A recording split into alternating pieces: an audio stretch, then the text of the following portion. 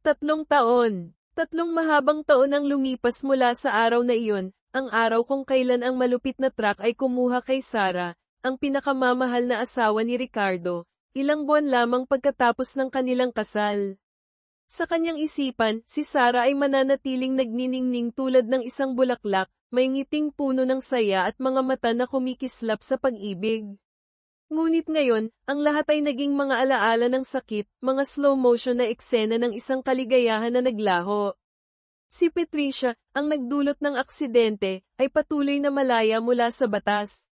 Hindi maunawaan ni Ricardo kung bakit ang katarungan ay napakabulag. Bakit ang taong dapat na nahulog ay hindi siya. Ang sakit ng pagkawala at galit ay nag-aapoy sa kanyang puso, ginawang ibang tao siya, malamig at puno ng plano.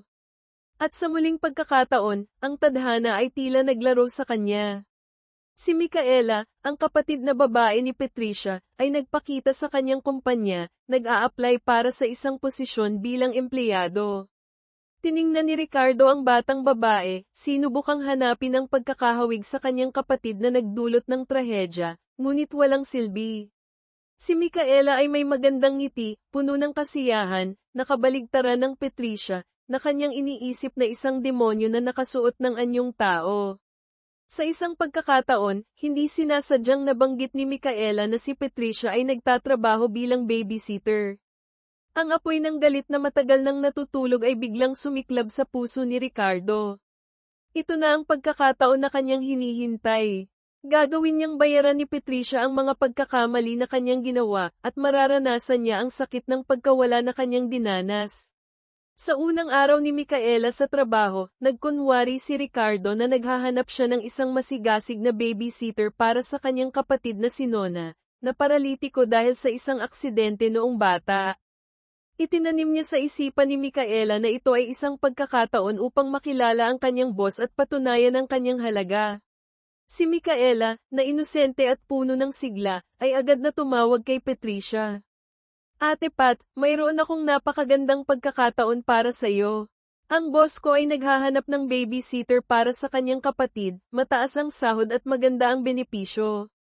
Ngunit sa kabilang linya, tahasang tumanggi si Patricia. Micaela, ayaw kong makisangkot sa mga mayayamang iyon. Gusto ko lamang ng tahimik na buhay. Nabigla si Micaela, hindi alam kung paano sasabihin ito sa kanyang boss. Si Ricardo, na may misteryosong ngiti, ay nagmungkahi na dalhin siya ni Micaela sa bahay ni Patricia. Huwag mag-alala, hayaan mong ako ang makipag-usap sa kanya. Si Patricia, na kamakailan lamang ay natanggal sa trabaho dahil sa isang hindi pagkakaintindihan, at ngayon ay hinaharang ng 2 estranghero, ay labis na pagod at nadidismaya.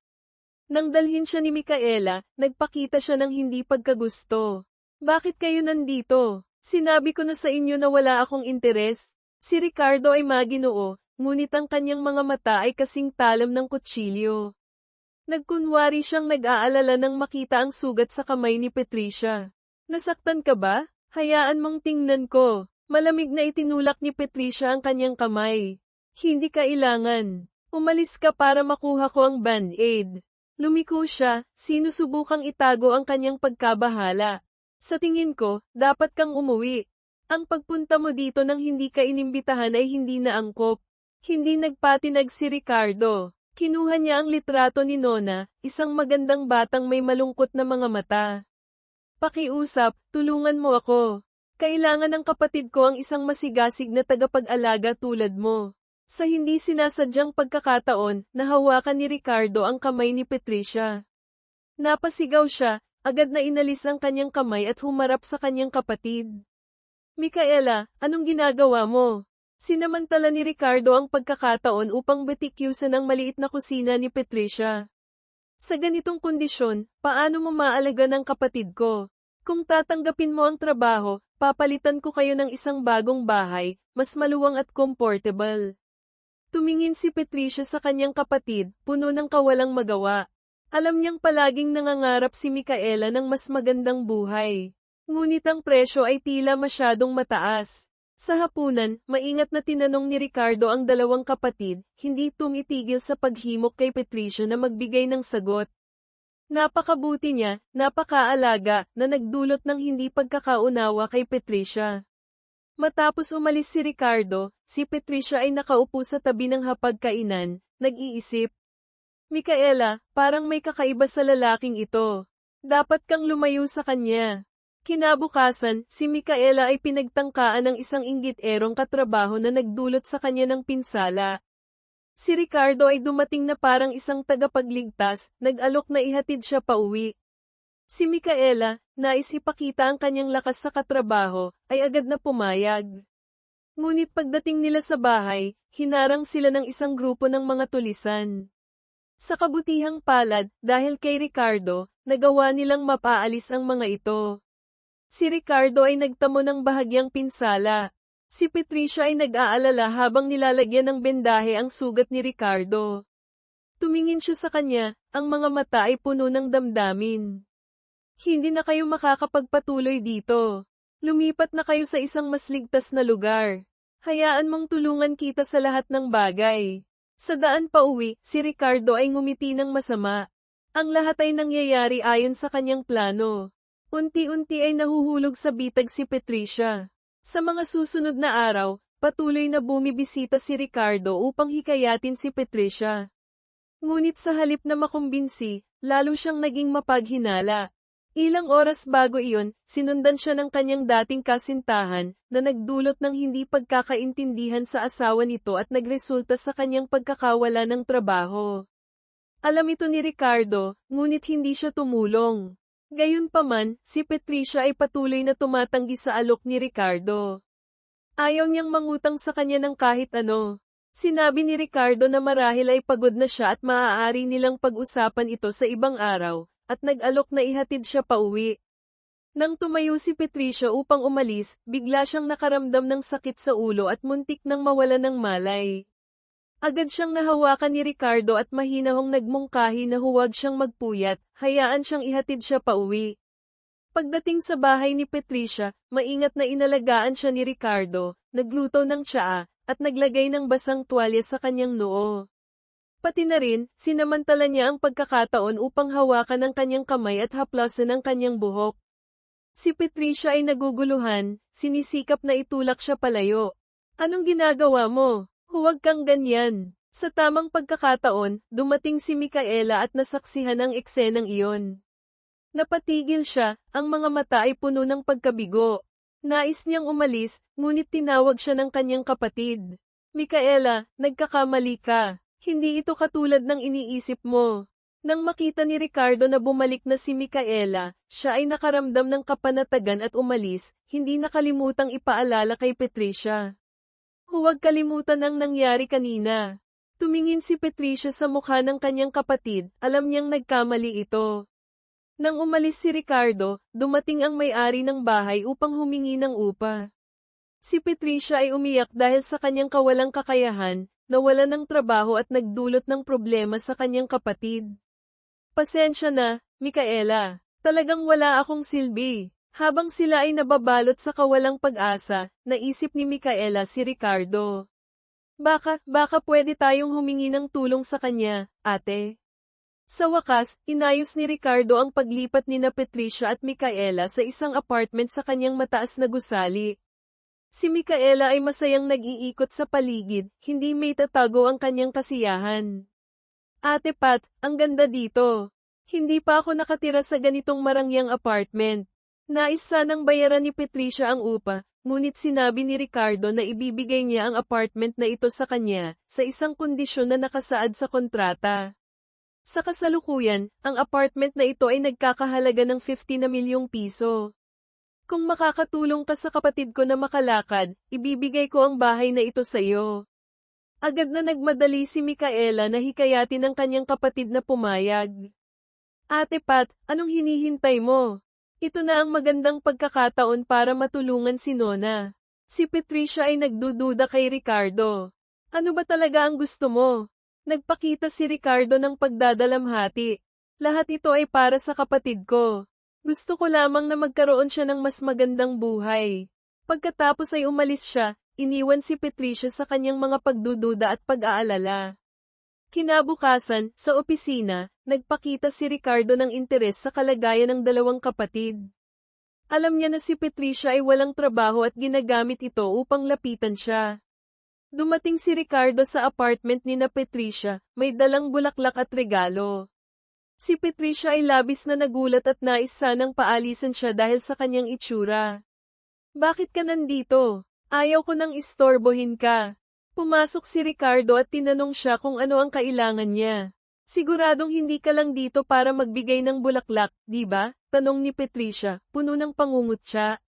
Sinabi ni Ricardo na labis siyang nag-aalala dahil sa pagkawala ng trabaho ni Patricia, at kahapon ay mukhang hindi siya maayos, kaya't hindi siya mapanatag na nag-iisa siya. Naramdaman ni Patricia ang emosyon sa mga salitang ito. Nang siya ay tumayo upang umalis, sinubukan ni Patricia na samahan siya ngunit pinigilan siya ni Ricardo. Tandaan mo, hindi ko papayagan ng sino man namang api sa'yo. Pagkatapos ay umalis siya, iniwan si Patricia na may nag-aalab na puso. Tinawag ni Patricia si Ricardo at sinabi na ayaw niyang istorbohin siya muli, at tinanong kung totoo bang kailangan niya ng tulong para sa kanyang kapatid.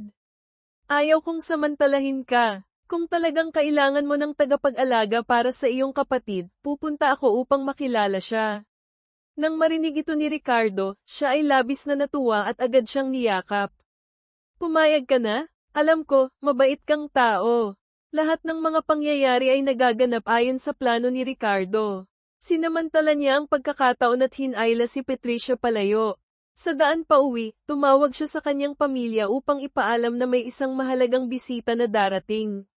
Nang marinig ito ng kanyang ina, siya ay labis na natuwa dahil mula nang mamatay ang kanyang kasintahan, hindi na nagdala si Ricardo ng ibang babae.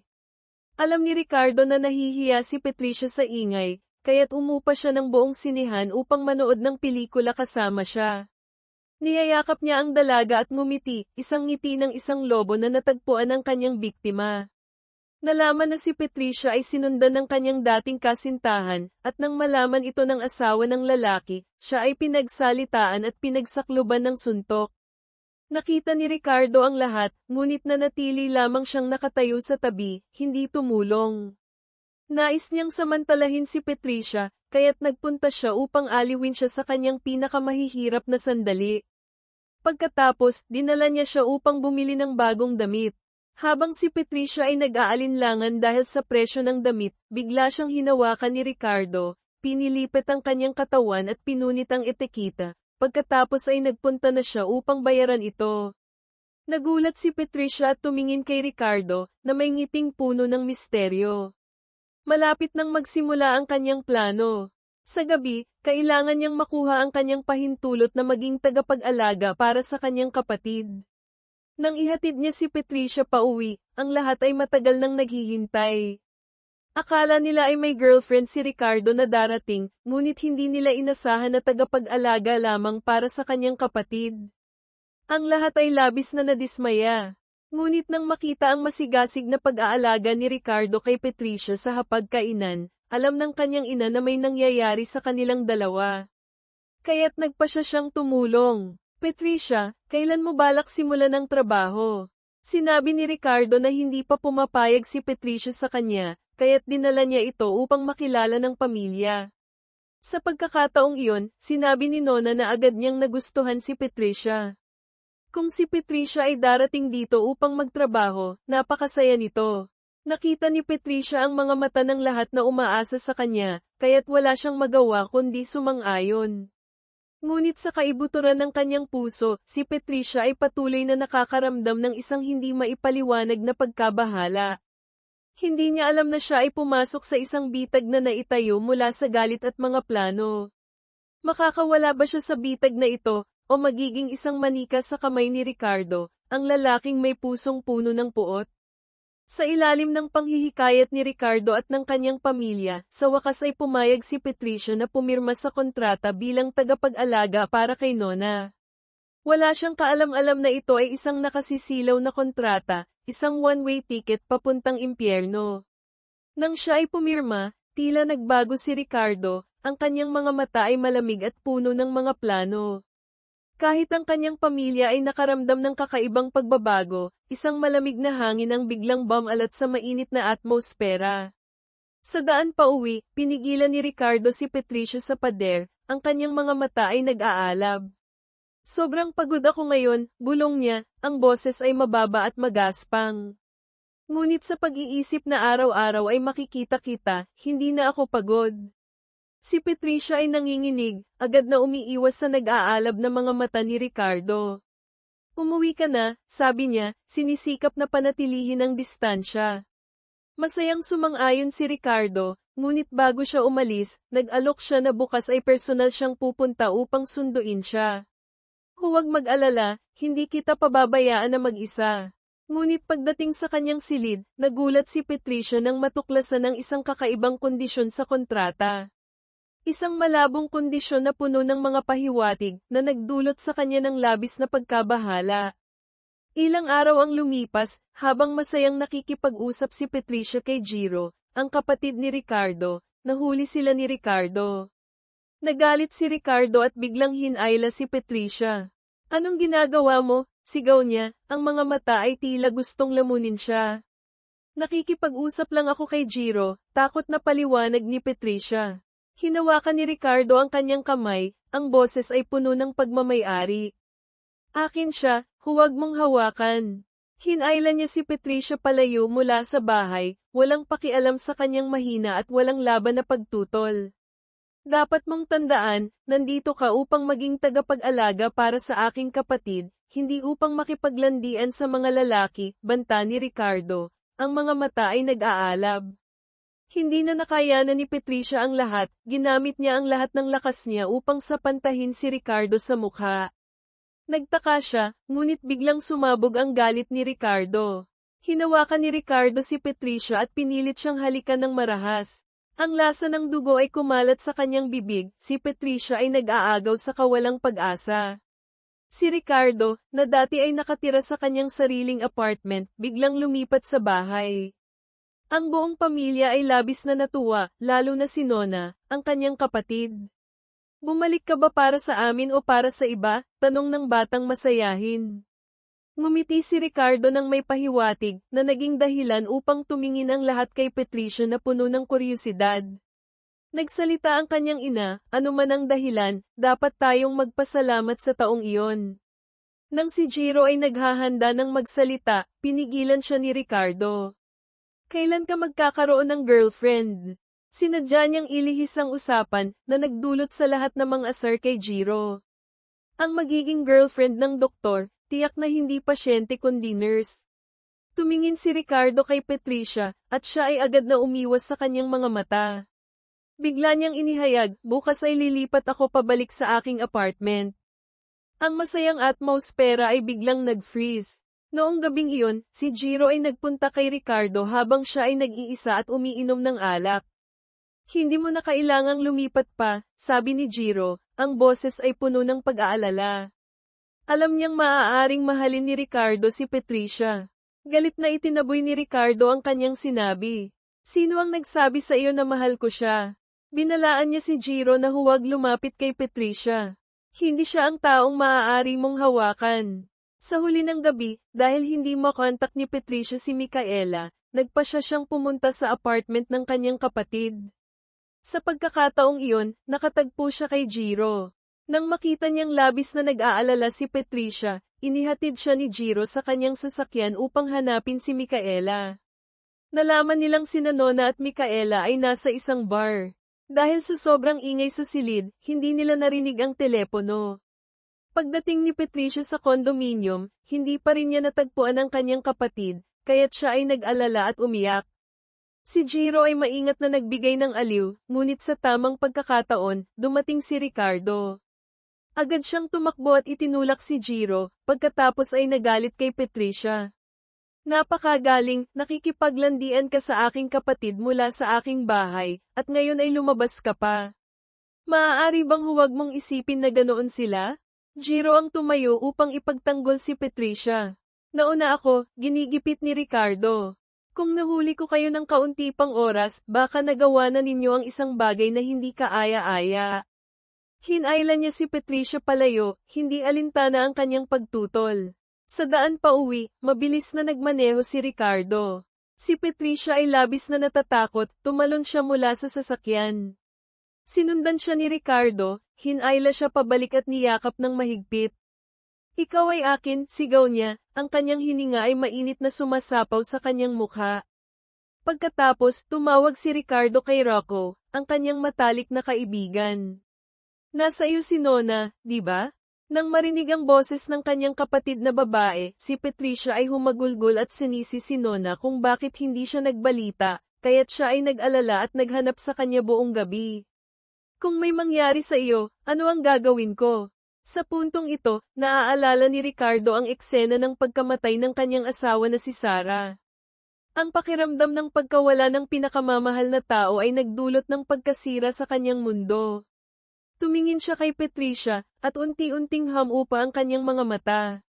Ricardo, tawag ni Patricia sa kanya, hinahatak siya pabalik sa katotohanan. Paano mo nagawang lumabas sa gitna ng gabi kasama ang kapatid ko? Tanong niya. Ipinaliwanag ni Patricia na si Jiro ay nais lamang siyang tulungan. Galit na sagot ni Ricardo, huwag mong ulitin yan sa susunod. Pagkatapos ay hinalikan niya ang kanyang noo, ang boses ay puno ng pagmamay-ari. Walang sino man ang dapat humawak sa iyo maliban sa akin. Sinubukan ni Ricardo na makuha ang loob ni Patricia sa lahat ng paraan. Kahit na siya ay maingat sa kanya, sa ilalim ng matinding pag-atake na ito, unti-unti siyang nahulog sa bitag. Simula nang dumating si Patricia sa bahay, nagkaroon ng mga nakakagulat na pagbabago kay Ricardo. Dati siyang nakatira sa isang apartment, ngunit bigla siyang lumipat pabalik sa bahay. Dati siyang abala sa trabaho, ngunit ngayon ay umuuwi siya sa tamang oras upang mapasaya si Patricia. Siya rin ay nagluto sa kusina. Alam niyang maingat si Patricia sa kanya, kaya't nagkunwari siyang mahina at binanggit ang kanyang yumaong asawa upang makuha ang simpatsya nito. Nang makita ni Patricia na niyayakap ni Nona ang kanyang kapatid habang nag-aaral maglakad, agad siyang tumakbo upang tumulong. Nang marinig ang pagtanggi ni Patricia, nagbanta siya, gusto mo bang ako ang humawak kay Nona o ikaw? Ngunit sa kaibuturan ng kanyang puso, si Ricardo ay puno pa rin ng galit. Sa gabing iyon, umiinom siya ng alak mag-isa, at hindi tumitigil ang kanyang isipan sa mga masayang alaala kasama si Sarah. Pagkatapos, siya ay umuwi sa silid tulugan at nakita si Patricia na mahimbing na natutulog. Tinanong siya kung umiinom siya ng alak, at hinawakan ang kanyang noo, ngunit itinulak siya ni Ricardo. Nahiya si Patricia at nais na umalis, ngunit hinayla siya ni Ricardo pabalik at itinulak sa silid tulugan. Ang bango mo, bulong niya, at nagsimula siyang halikan. Nanghihinayang si Patricia, ginamit ang lahat ng lakas upang itulak siya palayo, at sinampal siya sa mukha. Nagalit si Ricardo, ngunit nang makita ang mga luha ni Patricia, siya ay huminto. Galit na umalis si Ricardo, patuloy na umiinom ng alak upang patahimikin ang kanyang sarili, at sinisisi ang sarili dahil hindi niya kayang magpakatatag. Pagkatapos ng gabing iyon, sinimulan ni Patricia na umiwas kay Ricardo, na nagpalala ng kanyang galit. Sa puntong ito, bumalik si Jiro sa bahay.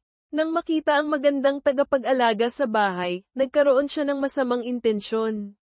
Nang subukan ni Jiro na lumapit kay Patricia, hindi niya sinasadyang madulas. Bigla, nahampas siya ng mainit na tubig na bagong luto ni Patricia sa kanyang mukha. Hindi siya nagalit, kundi naghanap ng kapatid na lalaki, sinisisi siya na hindi sinabi na may magandang tagapag-alaga sa bahay. Ang parehong mga kapatid na lalaki na may simpatsya kay Patricia ay labis na nakainis kay Ricardo. Nagpasya siyang hindi na maging maawain sa kanya. Noong araw na iyon, sama-samang nagpunta ang pamilya sa pagdiriwang ng sinulog. Napansin ng ina ni Ricardo na hindi maganda ang mukha ni Patricia, kaya't pinakiusapan si Ricardo na dalhin siya upang magpahinga. Tumanggi si Patricia, ngunit sa ilalim ng mga panghihikayat ng lahat, sa wakas ay pumayag din siya. Paglabas ng bahay, nakatagpo sila ng aksidente na nagdulot ng trapiko. Sinamantala ni Patricia ang pagkakataon at sinabi, baka mas mabuting bumalik na lang kayo. Tumingin si Ricardo sa kanya, at sinabi, sige, nagbago na ako ng isip. Nagulat si Patricia at nagtanong, hindi mo ba sinabi na ihahatid mo ako pauwi? Ngumiti si Ricardo. Hindi ko naman sinabi na nagbago lang ako ng isip. Hinayla ni Ricardo si Patricia papunta sa kanyang pribadong eroplano. Tumanggi siya, ngunit pinilit siyang yakapin at pinagsabihan na umupo ng tahimik. Pagkatapos, dinala niya siya sa isang villa sa Tagaytay, kung saan siya nakatira kasama si Sarah. Pinagmamasdan ni Patricia ang magandang tanawin sa paligid. Lumapit si Ricardo sa kanya at sinabi, itong lugar na ito ay itinayo para sa babaeng mahal ko. Hindi mo alam kung gaano ako kasaya na nadala kita dito. Tumingin si Patricia sa kanya, unti-unting hamupa ang kanyang mga mata. Nang halos magdikit ang kanilang mga labi, bigla siyang umiwas. Gutom na ako, sabi niya. Ngumiti si Ricardo. Gagawin kong busog ka. May kaunting pag-aalinlangan si Patricia. Ipinaliwanag ni Ricardo, magluluto ako para sa iyo. Huminga siya ng maluwag. Nagtulungan silang magluto sa kusina, at sabay silang kumain ng mainit na hapunan. Sa gabi, si Patricia ay nakaupo sa tabi ng swimming pool upang magpahinga. Maingat na dinalhan siya ni Ricardo ng tuwalya. Sinabi ni Patricia, dapat na tayong umuwi. Nang tumayo siya, hinayla siya ni Ricardo pabalik. Ayaw ko pang umuwi. Ipinahayag niya, matapos umalis ng mahal ko, ikaw na ang tanging babae na nais kong yakapin. Tinanong ni Patricia, bakit ako? Sumagot si Ricardo, marahil ito ay tadhana. Nais ni Patricia na umalis, ngunit habang nag-aagawan sila, pareho silang aksidenteng nahulog sa tubig. Nagsaya silang naglalaro, at nangyari ang dapat mangyari. Gayunpaman, sa umaga kinabukasan, nagising si Patricia na puno ng pagsisisi sa kanyang mga ginawa. Pumasok si Ricardo sa silid, at agad na nais ni Patricia na umalis. Hinarang siya ni Ricardo. Saan ka nagmamadaling umalis? Nangangatog si Patricia, dapat tayong umuwi. Sumagot si Ricardo, sobrang saya ko kagabi. Ipinahayag ni Patricia na ayaw niyang pag-usapan iyon, na hindi dapat iyon nangyari. Sumagot si Ricardo, ngunit sinadya kong gawin iyon. Namangha si Patricia at tumingin sa kanya. Anong sinasabi mo? Ngumiti si Ricardo at naglabas ng isang makapal na sobra. 200,000 peso, sapat na ba?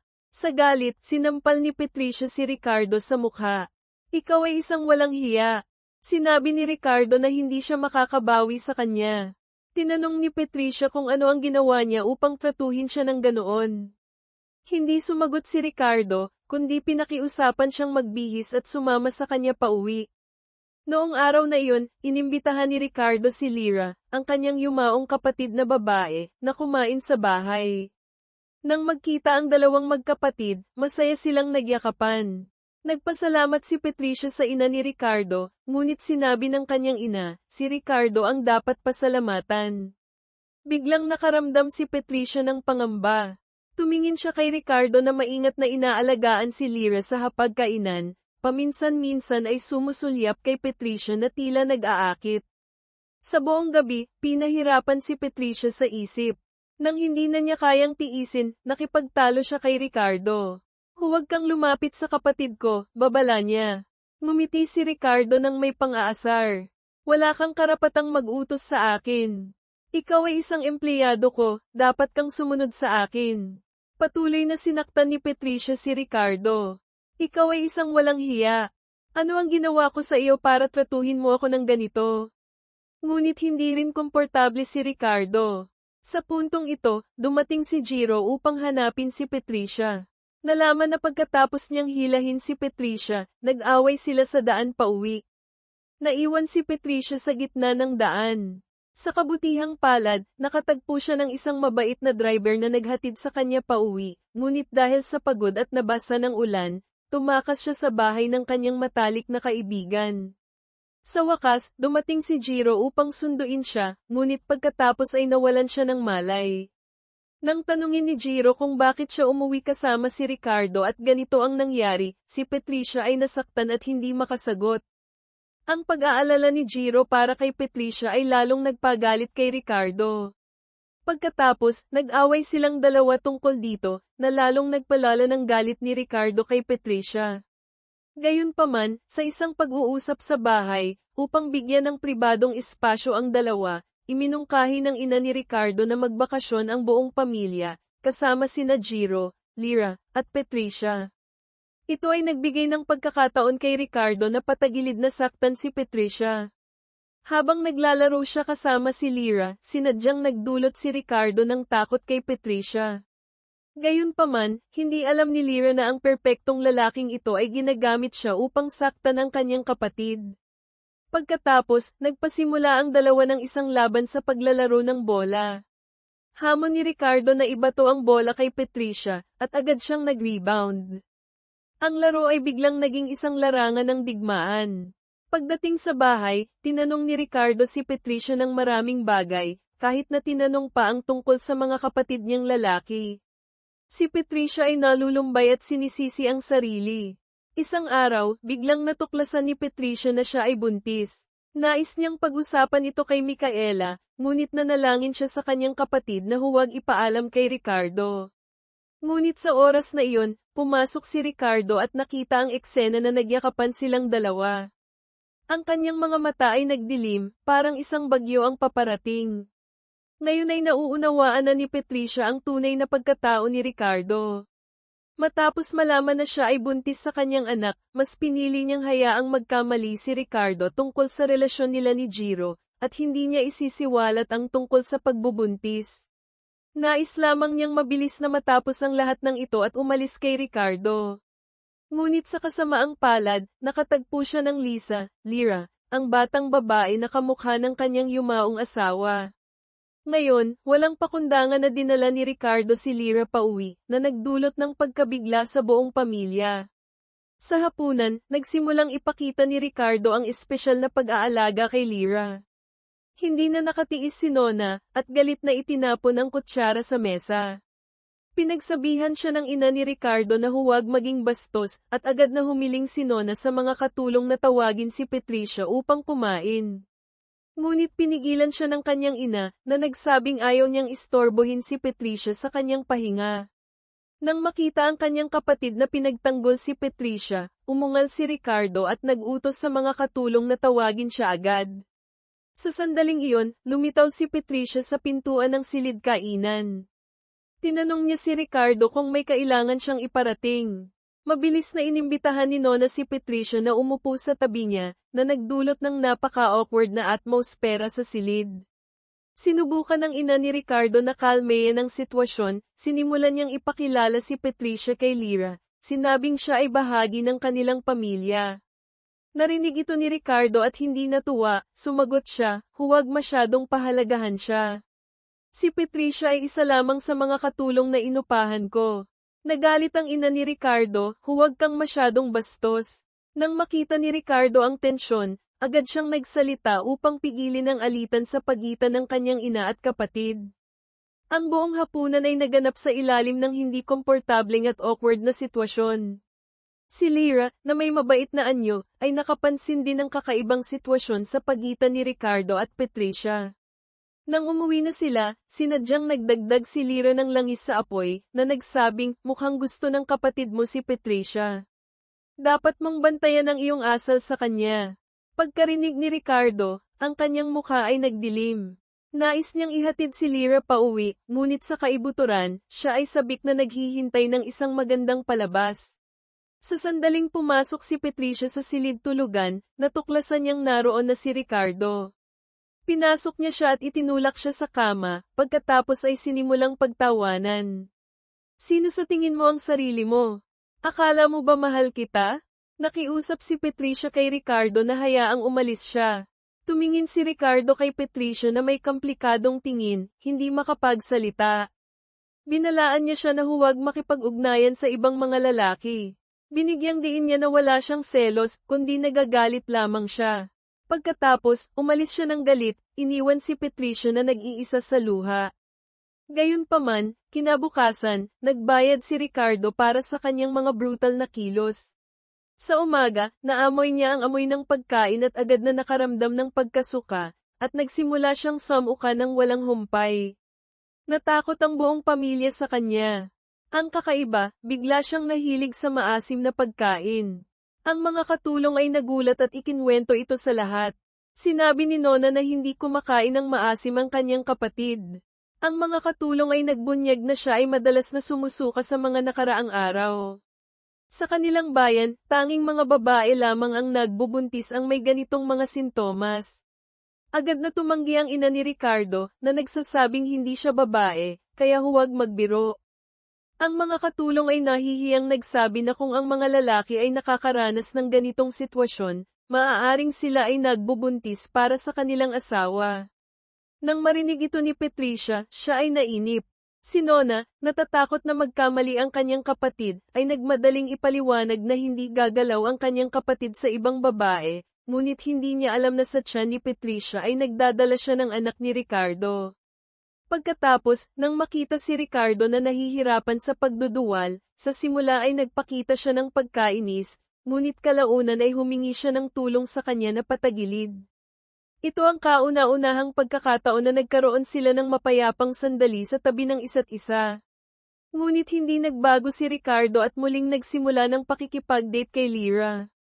Nakaramdam si Lyra na ito na ang kanyang pagkakataon, kaya't sinimulan niyang planuhin ang kanyang mga hakbang laban kay Patricia. Nang makita niyang namimili si Patricia sa supermarket kasama ang ina ni Ricardo, sinadyang binanggit ni Lyra ang tungkol dito sa harap ni Ricardo at nagkunwaring humahanga sa kanilang pagmamahalan. Sa kasamaang palad, pagdating ni Ricardo sa bahay, nakita niyang hawak ni Jiro ang kamay ni Patricia. Nalaman na noong araw na iyon, nadiskubre ni Nona ang lihim na relasyon ni Micaela at Rocco, ang matalik na kaibigan ni Ricardo. Dahil dito, nagkaroon ng malaking alitan sina Nona at Micaela. Ayaw makinig ni Ricardo sa anumang paliwanag, nag-away na naman sila ni Patricia, at nagkaroon ng malamig na digmaan sa loob ng ilang araw. Ngayon, si Lisa ay nagmakaawa na kumain ng cake na ginawa ng ina ni Ricardo, kaya't dinala niya ang babae na ito pauwi. Si Lyra ay nagpakitang gilas sa ina ni Ricardo, ngunit labis na naiinis si Nona. Nagsimula siyang magmukhang nagtatampo. Agad na niyakap ni Ricardo ang kanyang kapatid, at pagkatapos ay humiling na humingi ng tawad si Nona kay Lyra. Tumanggi si Nona ng matigas. Nang biglang tumayo si Nona, agad na tumayo si Patricia upang ipagtanggol ang kanyang kapatid. Umiyak si Nona habang niyayakap si Patricia. Nagalit ang ina ni Ricardo at sumigaw, "Mga bata ba kayo at nag-aaway ng ganyan?" Ang pagdating ni Lyra ay nagdulot ng malalim na hidwaan sa pamilya ni Ricardo. Pagkatapos, agad niyang dinala si Lyra pauwi. Nais ni Lyra na samantalahin ang pagkakataong ito upang manipulahin si Ricardo, ngunit tumanggap siya ng tawag mula sa kanyang kapatid.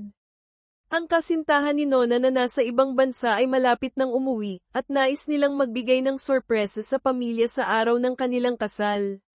Ngayon, oras na para kay Patricia na umalis sa pamilya ni Ricardo. Noong araw na iyon, namili si Patricia kasama ang kanyang magiging biyenan at ang mag-asawa ni Nona para sa mga singsing na pangkasal. Nang makita ang kanilang saya, labis na naantig si Patricia. Hinabol siya ni Ricardo at iminungkahi na magpakasal sila sa isang peking kasal upang pilitin si Ricardo na magsisi, ngunit tumanggi si Patricia. Sabi niya na hindi siya mahal ni Ricardo. Maingat na pinunasan ni Ricardo ang mga luha ni Patricia, inaliw siya, at niyakap siya. Ngunit nahuli ito ni Lyra sa kanyang kamera. Ipinadala niya ang video kay Ricardo, na nagpalala sa hidwaan sa pagitan nilang dalawa. Nang umuwi si Patricia, biglang lumapit si Ricardo at hinayla siya.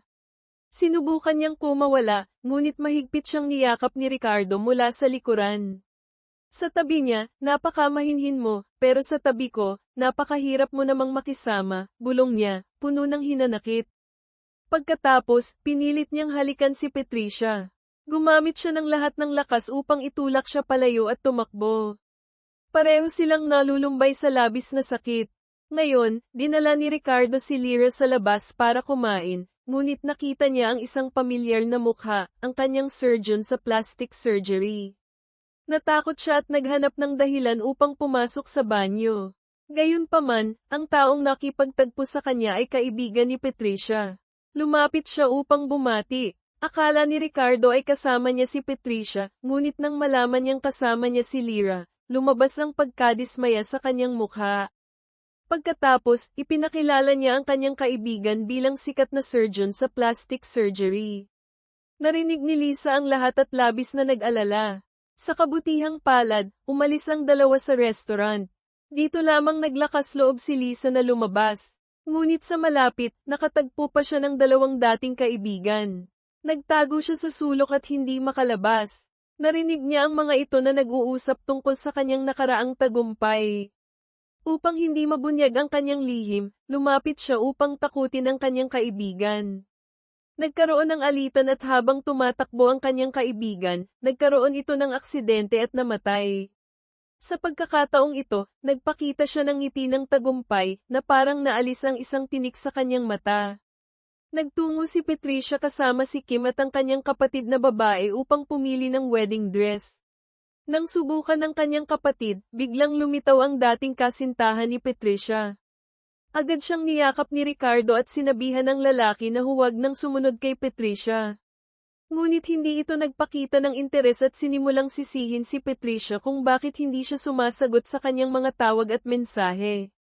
Sinabi ng dating kasintahan ni Patricia na umaasa siyang maibalik ang kanilang relasyon. Tumugon si Ricardo na dahil siya ang kasintahan ni Patricia ngayon, niyakap niya siya ng mahigpit at sinabi na malapit na silang magpakasal. Pagdating sa bahay, pumasok si Ricardo sa silid ni Patricia at hinayla siya. Sinabi niyang hindi pa siya nagpapasalamat sa kanya. Upang saktan siya, sinabi ni Patricia na siya ang dapat humingi ng tawad.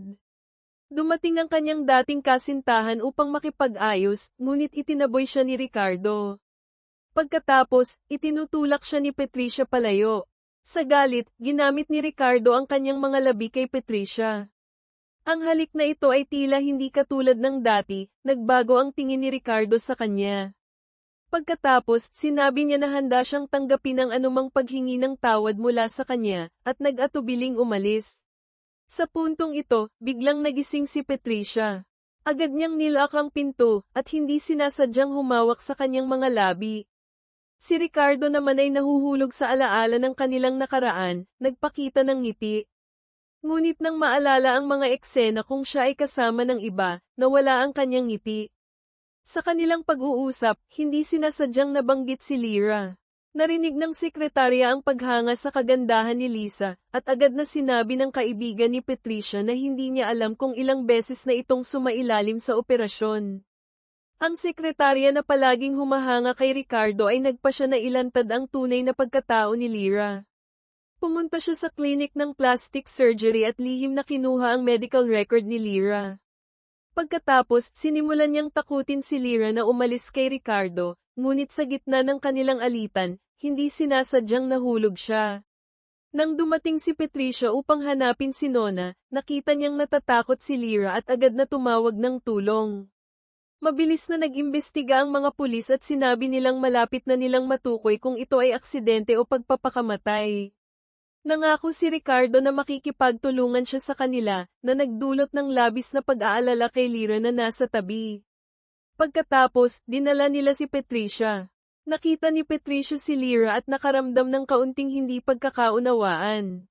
Alam ni Ricardo na natakot si Patricia noong nakaraang gabi, kaya't mas maingat ang kanyang pakikipag-usap sa kanya. Ngunit sa daan pa uwi, muling nagpasiklab si Lyra, sinadyang hinawakan ang kamay ni Ricardo at nagkunwaring malambing. Agad na tumingin si Ricardo kay Patricia na nakaupo sa likuran, kaya't binitiwan niya ang kamay ni Lyra. Medyo naiinis si Lyra, ngunit patuloy pa rin sa kanyang palabas. Napilitan si Ricardo na makipagtulungan, ngunit ang kanyang tingin ay nanatiling nakatuon kay Patricia.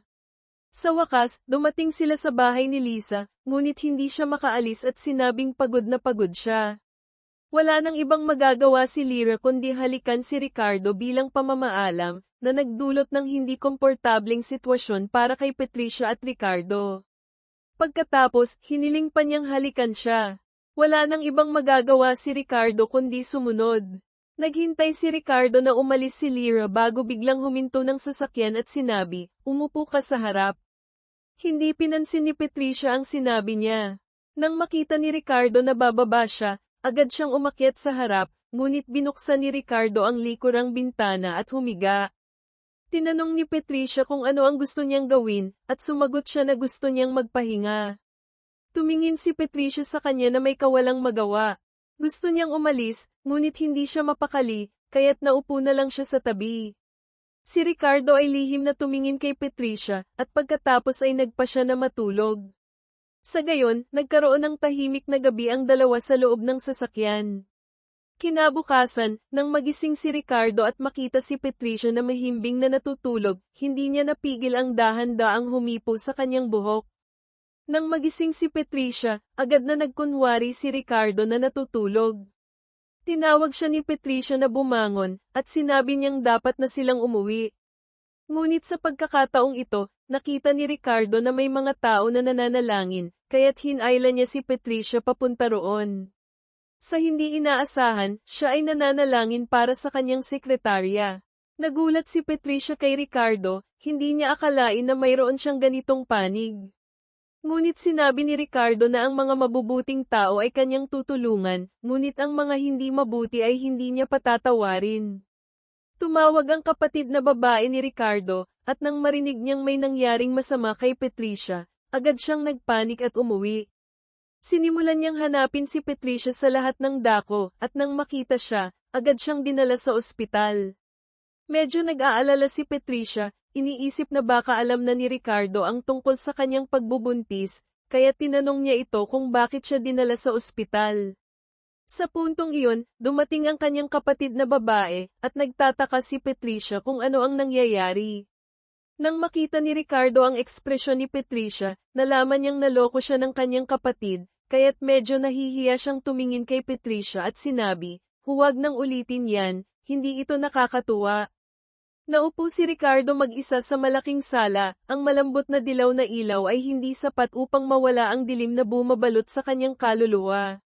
Ang mga alaala ng pag-aalala at pag-aalaga na ibinigay niya kay Patricia sa mga nakaraang araw ay patuloy na umiikot sa kanyang isipan, na nagdudulot sa kanya ng labis na sakit na tanggapin ang katotohanan na siya ay umiibig sa kanya. Sinubukan niyang itanggi ang damdaming ito, sinasabi sa sarili na lahat ay dahil lamang sa awa, pagkabahala, o simpleng kalungkutan matapos ang mga nawalang pagkakataon. Sa puntong ito, pumasok si Patricia sa sala.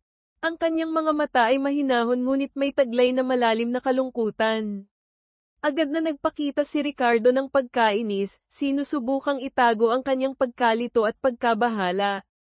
"Bakit ka nandito?" tanong niya na may galit. "Gusto ko lang na huwag kang magalit kay Nona," mahinahon na sagot ni Patricia. "Alam kong nais lamang niyang subukin ang iyong puso, gusto niyang makita kung talagang nagmamalasakit ka sa kanya." Ngumiti si Ricardo na may pang-aasar.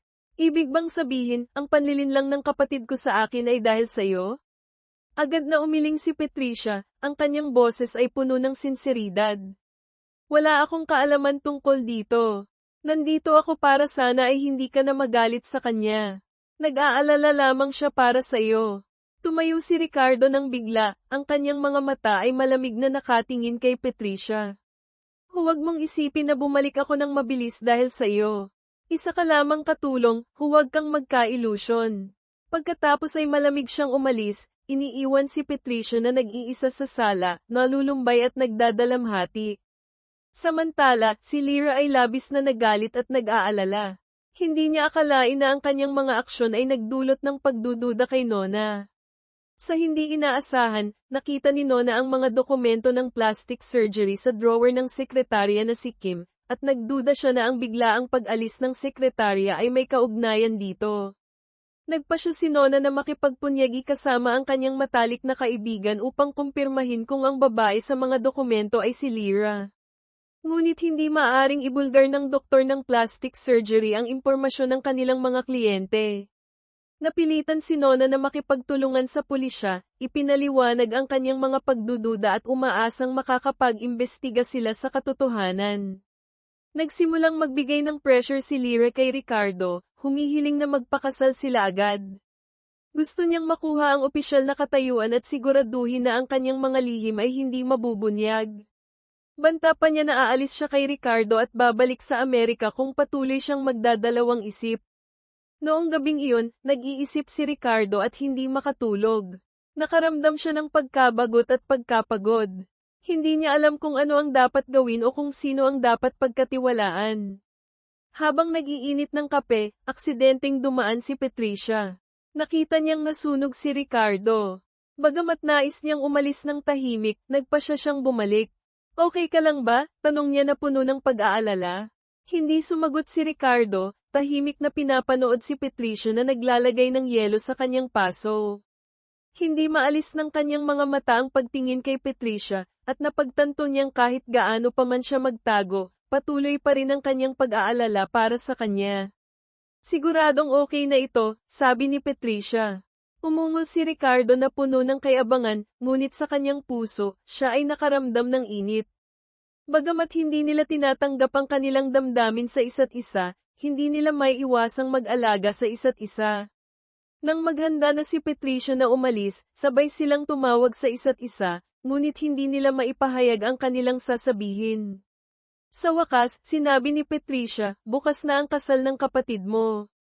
Magpahinga ka na. Nag-atubili siya sandali, at pagkatapos ay nagpaalala, malapit na ring matapos ang kontrata natin. Maaaring matapos na rin ang aking misyon. Ang paalala ni Patricia ay nagdulot ng isang hindi mapigil ang damdamin kay Ricardo, ngunit hindi siya nagsalita, pinabayaan si Patricia na tahimik na umalis. Ang pagsisimula ng masayang kasal ng kanyang kapatid ay nagdulot ng katapusan sa komplikadong relasyon ng kanyang kapatid na lalaki. Kinabukasan, sa kasal ni Nona, si Ricardo ay nakatayo sa entablado bilang best man. Tiningnan niya si Patricia, na itinalaga bilang bridesmaid, habang papalapit ito sa kanya. Hindi maikubli ng kanyang mga mata ang pag-ibig at paghanga. Nagkatitigan sila, na nagdulot ng paghanga mula sa mga tao sa paligid. Hinawakan ni Ricardo ang kamay ni Patricia, sinubukan niyang hilahin ito, ngunit mahigpit itong hinawakan ni Ricardo, na nagdulot ng galit kay Lisa na nakaupo sa ibaba. Pagkatapos, isa-isa nang lumabas ang iba pang mga pares ng bestman at bridesmaid, na lumikha ng isang romantikong at masayang tanawin. Sa wakas, dumating na si Nona. Nang isuot ng groom ang singsing sa kanya, hinayla niya ito palapit at tumingin kay Patricia. Nagngitian silang dalawa, at biglang tumayo si Nona, na nagdulot ng gulat at emosyon sa lahat. Ito ang sorpresa na inihanda nila para sa lahat. Lahat ay naantig at napaiyak, maliban kay Lyra na labis na nagalit. Tumitig siya kay Ricardo at Patricia, at sa galit ay pumasok siya sa banyo. Pumasok din si Patricia at ang kanyang matalik na kaibigan sa banyo, at aksidenteng narinig ni Lyra ang kanilang pag-uusap. Nalaman ni Lyra na si Patricia ay buntis sa anak ni Ricardo. Labing-labing nagalit si Lyra. Pumunta siya kay Ricardo at niyayakap siya ng mahigpit, nagtatanong, mahal mo pa ba ako? Nakita ni Patricia ang eksenang ito, at ang kanyang puso ay parang naputol. Agad siyang umalis, sinundan siya ni Nona at nagtanong, mahal mo na ba si Ricardo? Nanatiling matatag si Patricia sa kanyang pagtanggi, ngunit nakita ni Nona ang tunay na nararamdaman ng kanyang kapatid. Pinaalalahanan niya si Patricia na dapat niyang ipaglaban si Ricardo at ibunyag na siya ay buntis sa kanyang anak. Labing-labing nagulat si Patricia. Tumingin siya kay Nona at alam niyang hindi na niya may tatago ang katotohanan. Kinailangan niyang aminin ang lahat kay Nona. Nais ni Nona na pag-usapan ito kay Ricardo, ngunit sinubukan ni Patricia na pigilan siya. Sa pagkakataong iyon, may tumawag sa kanila upang kumuha ng mga larawan. Mischievously, hinayla ni Nona si Patricia upang tumayo sa tabi ni Ricardo, na nagdulot ng galit kay Lisa. Napatawa rin ang dalawang kapatid na lalaki sa matapang na kilos ng kanilang kapatid na babae. Sa wakas, natapos ang kasal ng masaya. Ngunit sa gabing iyon, pumunta si Patricia kay Ricardo at sinabi na aalis siya pagkatapos ng 7 araw. Hindi na niya kailangan ng pera o bahay mula sa kontrata. Tinanong ni Ricardo, sigurado ka bang wala kang kailangan? Sumagot si Patricia, nasabi ko na ang lahat ng nais kong sabihin. Umikot si Ricardo, sinusubukang itago ang mga luha na handang pam-attack. Nang humarap si Patricia upang umalis, tinawag siya ni Ricardo. Nagkatitigan silang dalawa, ngunit sa huli, walang isa sa kanila ang nakapagsalita. Naghintay hanggang kinabukasan, nang magplano si Nona para sa buong pamilya na mag-honeymoon, tumanggi si Patricia at sinabi na aalis na siya. Lahat ay labis na nagulat. Tumingin si Ricardo at nagtanong, may nais ka bang sabihin? Malupit na sumagot si Ricardo, wala akong sasabihin. Ngunit si Jiro ay umusad at nagsalita. Sinabi niyang may mahalagang balita siyang nais ipahayag. Lahat ay nag-alala at tumingin kay Jiro, hindi alam kung ano ang kanyang sasabihin. Kasal na ako, sabi ni Jiro, ang kanyang mga mata ay puno ng kaligayahan. Sa hindi inaasahan, si Jiro at Micaela ay lihim na nagparehistro ng kasal. Hinawakan ni Jiro ang kamay ni Micaela at ipinakilala siya sa lahat. Ang buong pamilya ay nagulat, lalo na ang ina ni Ricardo. Nagalit siya at sinabi, nauna na kitang pinagsabihan. Sumagot si Jiro, may sarili akong isip. Sana huwag kayong magalit. Tumingin si Ricardo at Patricia sa isa't isa, puno ng magkahalong damdamin. Ngunit hindi matanggap ni Patricia ang pangyayaring ito. Nagalit siya at tumakbo palabas. Sa tulong ng kanyang matalik na kaibigan, sa wakas ay tinanggap niya ang katotohanan. Pagkatapos, habang wala si Ricardo sa bahay, nagpaalam siya sa lahat at nagpa siya ng umalis. Hindi matanggap ni Ricardo ang pag-alis ni Patricia. Alam niyang mahal na niya ito, ngunit huli na para siya ay pigilin. Noong araw na iyon, dinala ni Ricardo si Patricia sa paliparan. Ngunit habang nasa banyo si Patricia, biglang lumitaw si Lyra at kinidnap siya. Nang umalis sila sa paliparan, aksidenteng nakita ni Jiro at agad na humabol. Si Ricardo naman ay nasa daan papuntang paliparan dahil natanggap niya ang tawag mula kay Nona, na nagsabing nakumpirma ng pulisya na si Lyra ang pumatay sa sekretarya na si Kim. Sinubukan ni Patricia na makatakas mula kay Lyra. Siya ay nagwawala at sumisigaw, umaasang may makakarinig at tutulong sa kanya. Ngunit hindi niya alam na si Ricardo ay naguguluhan din sa kanyang mga damdamin. Hindi niya may kakaila na ang kanyang puso ay tumibok para kay Patricia, ngunit ang pag-amin ng pag-ibig na iyon ay katumbas ng paglabag sa kanyang pangako kay Sarah, ang yumaong asawa. Nakaramdam siya ng pagkakasala, pagkalito, at pagkaligaw. Ang pag-ibig at puot, ang nakaraan at kasalukuyan, lahat ay naguguluhan sa kanya, na nagdudulot sa kanya ng pagdududa kung ano ang dapat gawin. Ang lalaking dati ay malakas, malamig, at laging may kontrol ay ngayon naging mahina at naliligaw sa harap ng mga bagong damdamin na hindi niya maunawaan. Hindi niya alam kung paano haharapin si Patricia, ang kanyang pamilya, at higit sa lahat, ang kanyang sarili. Nagsimula si Ricardo na lihim na alagaan si Patricia, ngunit sinubukan niyang itago ito sa pamamagitan ng malamig at walang pakialam na mukha. Nag-aalala siya para sa kalusugan nito, para sa sanggol sa kanyang sinapupunan, ngunit hindi siya makapagpahayag. Nakatayo lamang siya mula sa malayo, pinapanood ang bawat galaw at ngiti ni Patricia, at sinisisi ang sarili sa pagiging mahina. Noong gabing iyon, habang nag-iisa si Ricardo sa kanyang study, narinig niya ang mga hakbang na mahinahon. Pumasok si Patricia, ang kanyang mukha ay puno ng pag-aalala. Hindi ka ba natutulog? Tanong niya, ang boses ay puno ng malasakit. Nagtataka si Ricardo, sinisikap na panatilihin ang distansya. Bakit ka nandito? Nag-atubili si Patricia sandali at sinabi, nakita kong hindi ka masaya, kaya't nais kong malaman kung may kailangan ka. Tumingin si Ricardo sa mga mata ni Patricia, nakita niya ang katapatan, pag-aalala, at kaunting pagkabigo. Naramdaman niyang parang natutunaw ang kanyang puso, ngunit ang kanyang isipan ay pumipigil sa kanya na lumapit. Wala akong kailangan, malamig na sagot niya. Bumalik ka na sa iyong kwarto. Tahimik na umalis si Patricia, iniiwan si Ricardo na nag-iisa sa kanyang mga pagdaramdam at pagsisisi. Alam niyang nasaktan niya ito, ngunit hindi niya alam kung paano ayusin ang lahat. Kinabukasan, nagpa siya si Ricardo na baguhin ang kanyang estratehiya. Hindi na siya makakapagpatuloy sa pagtakas sa kanyang mga damdamin, kailangan niyang harapin ang mga ito at hanapin ang solusyon. Nagdesisyon siyang kausapin si Patricia at ipaliwanag ang lahat. Pumunta siya sa pintuan ng kwarto ni Patricia, huminga ng malalim, at kumatok.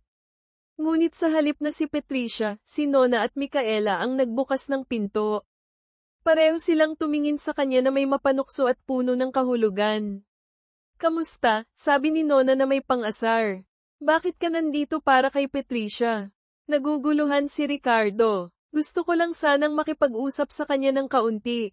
Nagtatawanan si Micaela. Kailangan mong maghintay. Abala si Patricia. Hindi naiintindihan ni Ricardo kung ano ang nangyayari, alam niyang pinagtatawanan siya. Naramdaman niyang nagalit at nahihiya, ngunit hindi siya makagawa ng anuman. Noong gabing iyon, nagpa siya si Ricardo na kumilos. Alam niyang kung patuloy siyang tatakas, mawawala si Patricia sa kanya magpakailanman. Pumunta siya sa pintuan ng kwarto niya at naghintay. Nang lumabas si Patricia mula sa kwarto, agad siyang niyakap ni Ricardo. Ang boses ay puno ng pag-iyak, huwag mo akong gawing katatawanan. Pakiusap. Nagulat si Patricia at tumingin kay Ricardo, hindi naiintindihan kung ano ang nangyayari. Anong ginagawa mo? Tanong niya, ang boses ay puno ng pagkalito. Tinataka ni Ricardo ang kanyang mga braso, ang boses ay puno ng sakit, parang pinaparusahan mo ako, di ba? Alam kong nagkamali ako, patawarin mo ako. Itinulak ni Patricia si Ricardo, ang kanyang mga mata ay puno ng sakit. Bakit hindi mo ako minahal noon? Bakit mo ako ginamaw ng ganito? Pagkatapos ay umiyak si Patricia ng malakas. Nais ni Ricardo na panasan ang kanyang mga luha, ngunit itinulak siya ni Patricia. Nilinggan ni Patricia ang kanyang likuran upang umalis, ngunit muling niyakap siya ni Ricardo mula sa likuran. Hindi kita iiwan at ang anak mo, bulong niya, ang boses ay puno ng pagsisisi. Galit na tiningnan ni Patricia si Ricardo. Mahirap bang magsabi ng mahal kita? Tahimik si Ricardo, hindi makasagot. Itinulak siya ni Patricia at pumasok sa kwarto, sinara ang pinto. Hindi nagbigay si Ricardo, umakyat siya sa kama at sinabi, nandito ako sa kwarto mo. Nawala ng salita si Patricia. Lumabas ka ngayon din. Pinaikot ni Ricardo ang kanyang kamay sa kama at sinabi, halika na, humiga ka sa tabi ko. Galit na sumagot si Patricia, lilipat ako sa ibang kwarto. Agad na tumakbo si Ricardo upang pigilan si Patricia. Huwag kang umalis, pakiusap. Itinulak siya ni Patricia, kaya't itinaas ni Ricardo ang kanyang mga kamay bilang tanda ng pagsuko. Sige, ano man ang gusto mo, gagawin ko. Basta't patawarin mo ako. Malupit na sumagot si Patricia, kaya't lumabas ka na. Malungkot na umalis si Ricardo mula sa kwarto. Hindi niya akalain na ang paghingi ng tawad at pag-amin ng pag-ibig ay magiging ganito kahirap. Ngunit tila ang kapalaran ay nais pa ring magpatawa kay Ricardo. Paglabas niya mula sa kwarto ni Patricia, biglang umulan ng malakas. Walang dala si Ricardo na jacket, kaya't siya ay nanginginig sa harap ng pintuan ni Patricia, basang-basa mula ulo hanggang paa. Ayaw niyang guluhin si Patricia, ngunit ayaw din niyang umalis. Nais niyang maging malapit sa kanya, protektahan siya, at ipakita sa kanya na talagang mahal siya. Kinabukasan, nagising si Ricardo na may mataas na lagnat. Nakatihaya siya sa kama, hindi makagalaw o makagawa ng kahit ano. Ngunit hindi nagpatinag sina Nona at Micaela. Determinado silang parusahan si Ricardo at pilitin siyang aminin ang kanyang nararamdaman para kay Patricia. Pati ang ina ni Ricardo ay nakisali sa plano. Pumunta siya sa tabi ng kama ng kanyang anak, mahinahong inaalagaan siya, ngunit hindi niya nakalimutan ang mga pagkakamali ng nakaraan. Noong hapon na iyon, bumisita si Patricia kay Ricardo. Akala niya ay nag-aalala siya para sa kanya, ngunit hindi niya alam na nagpunta si Patricia upang ipahayag ang isang nakakagulat na balita. Gusto ni Ginoong Ricardo na ipahayag ang magandang balita sa lahat ngayong gabi, sabi niya, ang boses ay puno ng kawalang emosyon. Sa tingin ko, dapat mong malaman. Nang marinig ito, parang bumagsak ang puso ni Ricardo. Naramdaman niyang nawawalan siya ng pag-asa at kapangyarihan. Alam niyang nawala na si Patricia sa kanya magpakailanman. Tumingin si Patricia kay Ricardo na may komplikadong ekspresyon, at tahimik siyang umalis. Sa gabi, ang lahat ay nagtipon sa sala. Lumabas si Patricia kasama si Ginoong Ricardo, magkahawak ang kamay, puno ng ngiti at kaligayahan. Naupo si Ricardo mag-isa sa sulok ng silid, pinapanood si Patricia na puno ng sakit. Hindi siya makapaniwala na ikakasal siya sa ibang tao. Ang lahat ng miyembro ng pamilya ay bumabati kay Patricia at Ginoong Ricardo. Hindi nila alam na si Ricardo ay dumaranas ng isang impyerno.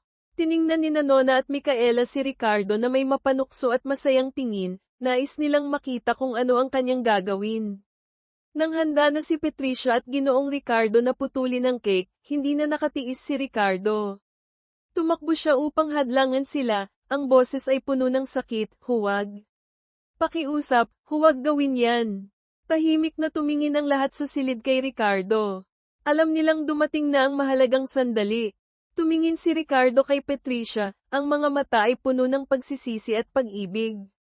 Lumuhad siya sa harap niya at sinabi, Patricia, pakiusap, patawarin mo ako.